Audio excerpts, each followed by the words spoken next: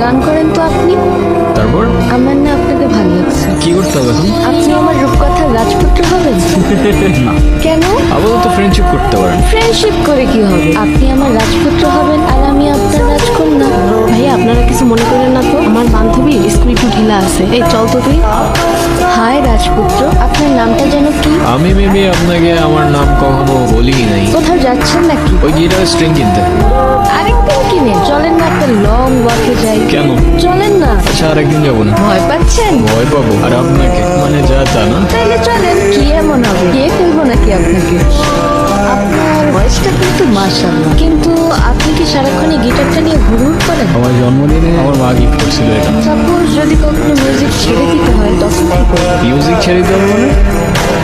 মানে বুঝলাম না তো আমি। সমস্যা কি আপনার? ফাইজলামি করতেছেন আমার সাথে? আরে সরি, আমি তো মজা করছিলাম। মিউজিক এটা কোনো জোক না যে মজা করবেন। আচ্ছা সরি তো, আচ্ছা গান ধরছি।